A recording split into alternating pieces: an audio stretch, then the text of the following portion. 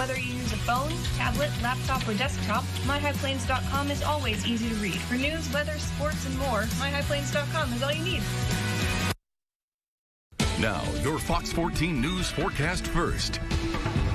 And good Tuesday evening, number one. I'm John Harris with a first look at your weather. We continue to be smothered by high-level clouds. These clouds live anywhere from 20 to 40,000 feet above us. Made out of ice crystals, it is a quiet night tonight, but as we travel into tomorrow night, energy moves in from the west, and there will be a chance for a little bit of a rain-snow mix starting at this time tomorrow night, lasting into early on Thanksgiving Day morning. Right now, winds are still fairly hefty out of the southwest at 15 to 25 miles per hour. That's keeping the temperature up. As of 9 p.m. in Borger, we're still sitting at 61 degrees, Childress Way 50, Dalhart 58, right here in the city, 55 degrees. At 10 p.m., still breezy, 52. In the morning, long ways away from the freezing mark, a low of 47. And by 10 a.m., windy and 54 degrees. We'll touch our high around noon and then get steadily colder throughout the afternoon and evening. And that possibility of rain and snow tomorrow night. More on that in a few minutes. The news starts now. Coming up, we've got an update on Northwest Texas healthcare system's freestanding emergency department closures and staff salaries, what the CEO has to say about it. Also, we'll learn about some Thanksgiving food alternatives you may want to hear about before you do your grocery shopping tomorrow. It is the most wonderful time of the year, talking about the Electric Light Parade coming to downtown Emerald very soon. A special preview and the 411 on what you need to know. From KCIT TV, this is Fox 14 News at 9. You live near 34th and Western. Listen up. Emerald Police needs your help tonight. Thanks for joining us, everyone. Maya and Clint both have the night off. Let's get to our first on Fox tonight, shall we? Special Victims Unit says a woman fought off an attack early Sunday morning. She was walking to work between 3:30 and 5 when a man attacked her near an alley. She fought back. She received minor injuries, and the suspect ended up leaving on foot. The woman says he was driving a silver minivan before approaching her on foot. A link to submit information or video is waiting for you tonight over on our website, myhighplains.com. West Texas A&M University police sharing details of a potential stalking incident that happened in an on-campus residential location.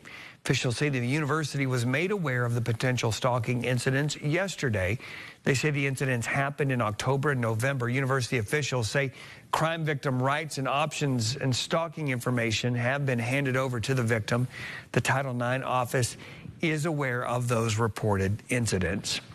Northwest Texas healthcare system announces they have a new physician provider and hope to get the freestanding emergency departments back open.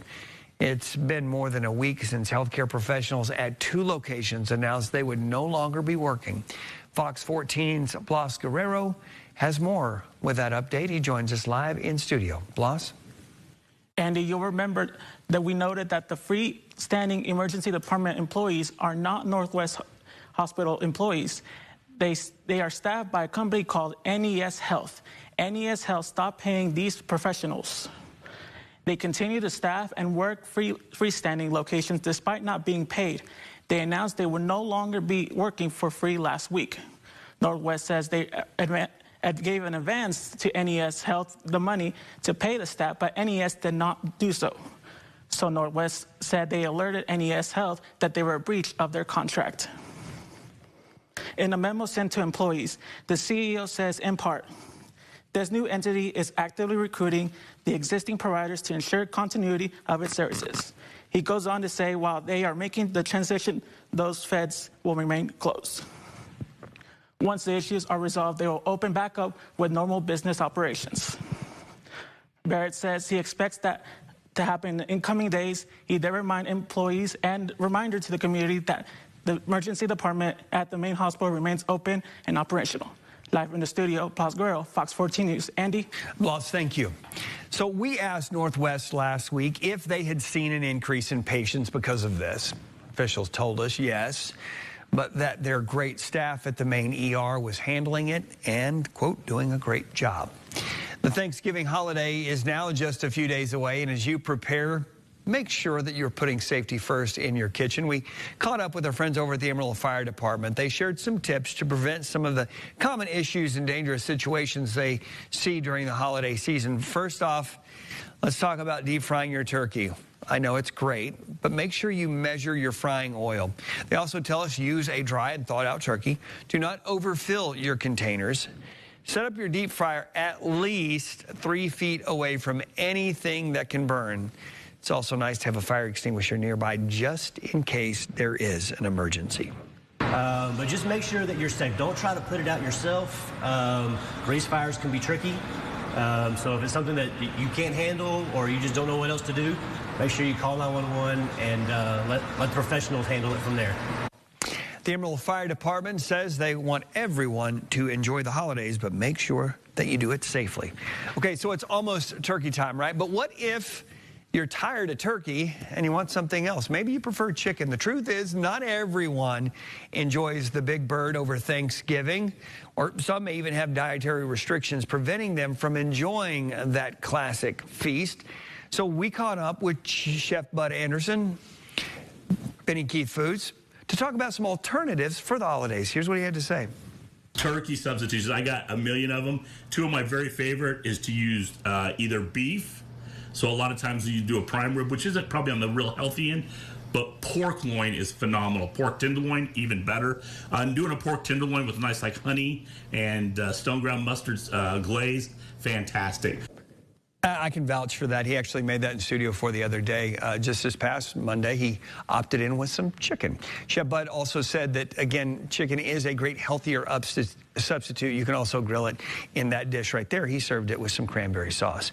You can check out that full interview over on our website, myhighplains.com.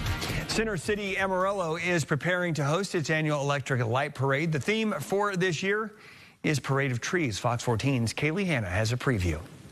'Tis the season for Center City of Amarillo's Electric Light Parade.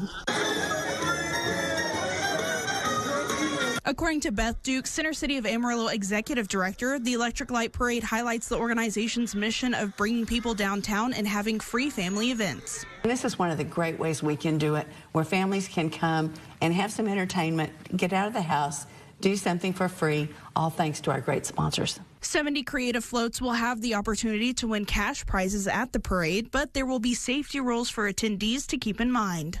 One thing that makes our parade different is everything has to be lighted or glow. The other thing is, because it's a nighttime parade, we don't throw any candy or anything because of safety. We just don't want children running into the dark street. So I know some people will maybe miss candy at our parade, but we do it for safety because we just want to keep everybody safe. Duke encourages people to bundle up, bring a chair, and enjoy the Christmas cheer with friends and family. We want everyone to come out. We think it kicks off the Christmas spirit. In Amarillo, Kaylee Hanna, Fox 14 News. The parade will take place on Friday, December 6th at 6 p.m. It will run from 11th and Polk Street down to 4th Street. Speaking of Beth Duke, she is so involved in all things Amarillo, obviously, especially downtown Amarillo, right? Well, she was also named our 2024 Remarkable Woman finalist.